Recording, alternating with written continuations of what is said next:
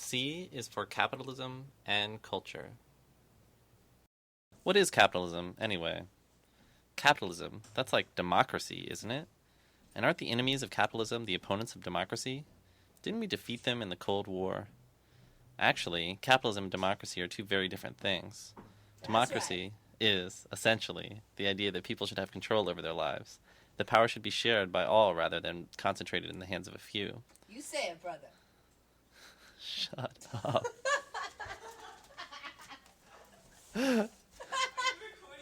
Yes. I told you.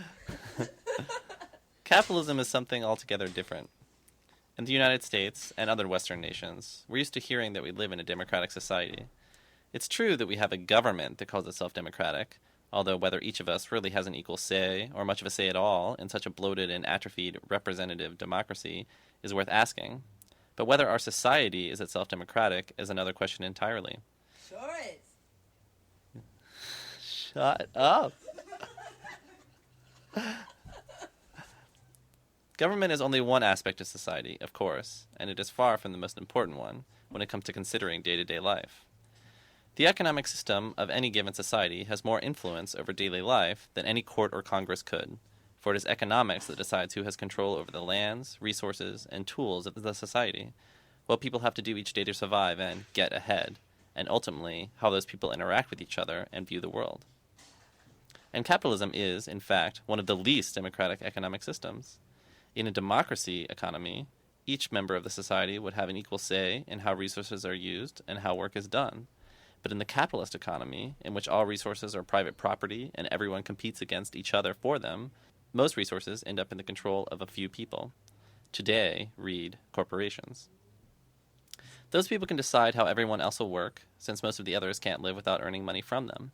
They even get to determine the physical and psychological landscape of society, since they own most of the land and control most of the media. And at bottom, they aren't really in control either, for if they let their guard down and stop working to keep ahead, they will quickly be at the bottom of the pyramid with everyone else. That means nobody truly has freedom under the capitalist system. Everyone is equally at the mercy of the laws of competition. How does capitalism work? Here's how the free market is supposed to work. People are free to seek their fortunes as they choose, and the ones who work the hardest and provide the greatest value to society are rewarded with the greatest wealth. But this system has a crucial flaw. It doesn't actually offer equal opportunities for everyone. Success in the free market depends almost entirely on how much wealth you already have. When capital is privately owned, an individual's opportunities to learn, work, and earn wealth are directly tied to the amount of wealth she has. A few scholarships cannot offset this. It takes resources of some kind to produce something of value, and if a person doesn't have those resources herself, she finds she is at the mercy of those who do. Meanwhile, those who already have those resources can make more and more wealth, and eventually, most of the wealth in society ends up in the hands of a few. This leaves everyone else with little capital to sell other than their own labor, which they must sell to the capitalists, those who control most of the means of production, to survive. This sounds confusing, but it's actually pretty simple. A corporation like Nike has plenty of extra money to open up a new shoe factory, buy new advertisements, and sell more shoes, thus earning themselves more money to invest. A poor sucker like you barely has enough money to open up a lemonade stand, and even if you did, you probably would be run out of business by a larger, more established company like Pepsi, which has more money to spend on promotion. Sure, there are success stories of little guys triumphing over the competition, but you can see why this doesn't usually happen. Chances are you'll end up working for them, if you need to earn a living. And working for them reinforces their power, for although they pay you for your work, you can be sure that they're not paying you for its full value. That's how they make a profit. If you work at a factory and you make $1,000 worth of machinery parts every day, you probably only get paid $100 or less for that day's labor. That means someone is cashing in on your efforts, and the longer they do that, the more wealth and opportunities they have at your expense. How does this affect the average guy? This means that your time and creative energy are being bought from you, which is the worst part of all. When all you have to sell in return for the means to survive is your own labor, you are forced to sell your life away at increments just to exist. You end up spending the greater part of your life doing whatever you can get paid the most for, instead of what you really want to do. You trade your dreams for salaries and your freedom to act for material possessions. In your free time, you can buy back what you made during your time at work, at a profit to your employers, of course. But you can never buy back the time you spent at work. That part of your life is gone, and you have nothing to show for it but the bills you were able to pay. Eventually, you start to think of your own creative abilities and labor power as beyond your control, for you come to associate doing anything but relaxing, recovering from work, with the misery of doing what you are told rather than what you want. The idea of acting on your own initiative and pursuing your own goals no longer occurs to you except when it comes to working on your hobbies. Yes, there are a few people who find ways to get paid to do exactly what they've always wanted to do, but how many of the working people you know fit into that category?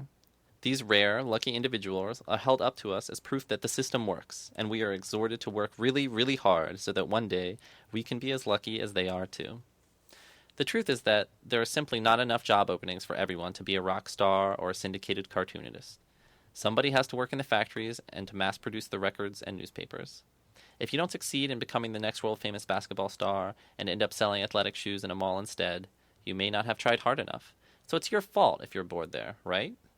But it wasn't your idea that there should be 1,000 shoe salesmen for every professional basketball player. If anything, you can only be blamed for accepting a situation that offers such poor odds.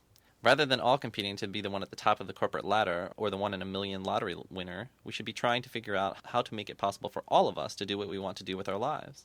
For even if you were lucky enough to come out on top, what about the thousands and thousands who didn't make it? The unhappy office clerks, the failed artists, listless grill clerks, fed-up hotel maids? Is it in your best interest to live in a world filled with people who aren't happy, who never got to chase their dreams, who maybe never even got to have dreams? What does capitalism make people value? As Jeanette writes in her article on product and process, under capitalism our lives end up revolving around things, as if happiness is to be found in possessions rather than in free actions and pursuits. Those who have wealth have it because they spend a lot of time and energy figuring out how to get it from other people. Those who have very little have spent most of their lives working to get what they need to survive, and all that they have as a consolation for their lives of hard labor and poverty are the very few things they are able to afford to buy, since their lives themselves have been bought from them. Between those two social classes are the members of the middle class, who have been bombarded from birth with advertisements and other propaganda proclaiming that happiness, youth, meaning, and everything else in life are to be found in possessions and status symbols. They learn to spend their lives working hard to collect these things, rather than taking advantage of whatever chances they might have to seek adventure and pleasure. Thus, capitalism centers everyone's values around what they have rather than what they do, by making them spend their lives competing for the things they need to survive and achieve social standing. People might be more likely to find happiness in a society that encourages them to value their ability to act freely and do what they want, above all else. To create such a society, we will have to stop competing for control and wealth, and start to share them more freely. Only then will everyone be completely free to choose the lives they want most to live, without fear of going hungry or being shut out of society.